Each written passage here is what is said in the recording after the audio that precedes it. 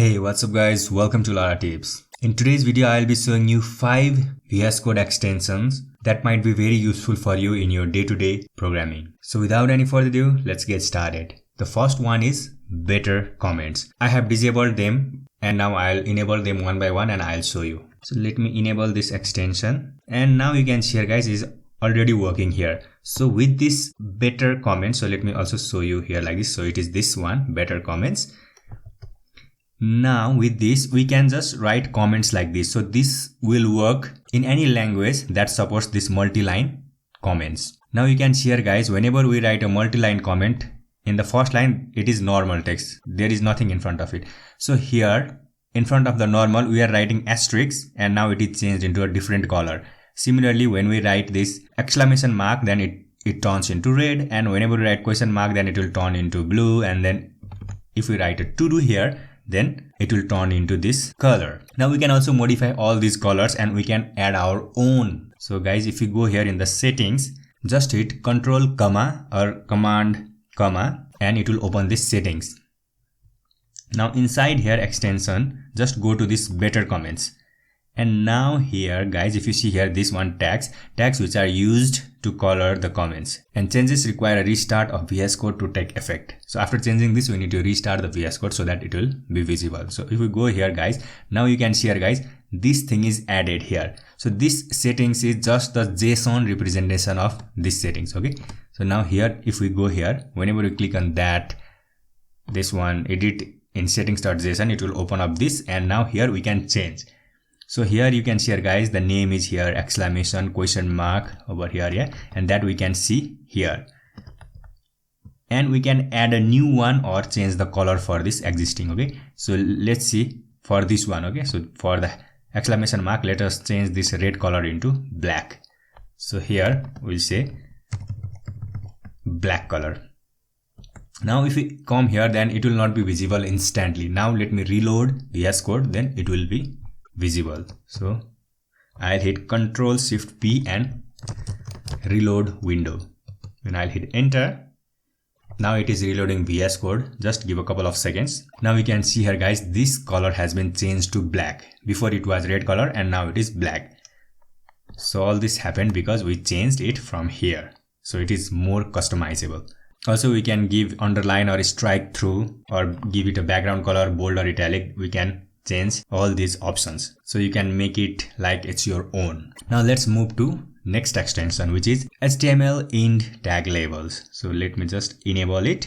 Now let me go to this int tags, and now you can see here guys, I can see this int tag here. So this is coming from this class name. Okay, whatever class name we define, and in the closing tag of this div we'll see this, and this is the card body. And if we go here guys, so it is showing us card body because it has a class of card body. Let's say here apple like this, then it will show it card body.apple. And similarly we can see for the about us, since this is closing tag for this about us. It will be very handy guys if you have a very long template over here. If we just go to the bottom of the page and we have to just click on it and again come back and see which class it is using or which div is the opening tag of this, then we can just simply know it by looking at this class name or the ID name. So it will be very useful for us. Now let's move to third package, which is indent rainbow. So let me enable it. Now you can easily see here guys, it is currently in the white theme, so it is not more visible. So here you can see yellow color, green color. So let me change to theme into black color. So guys, you can see here the colors of the indent rainbow here, yeah. So if I come here in the dashboard, then it will be more visible because there are so many indentation going on over here.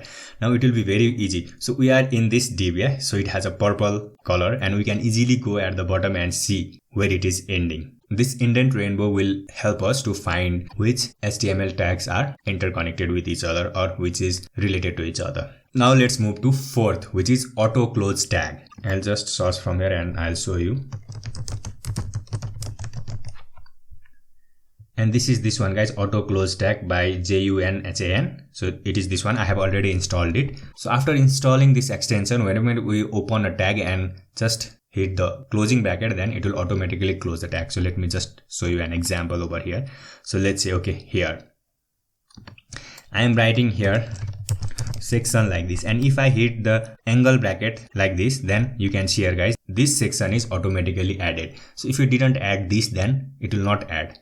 So we have to install this extension so that it will be automatically added. We don't need to again type closing bracket and section like that. So it will be automatically added. So it will work for any HTML tag. Let's say you have created your own component like in Vue.js or Laravel or React.js, then also it will work.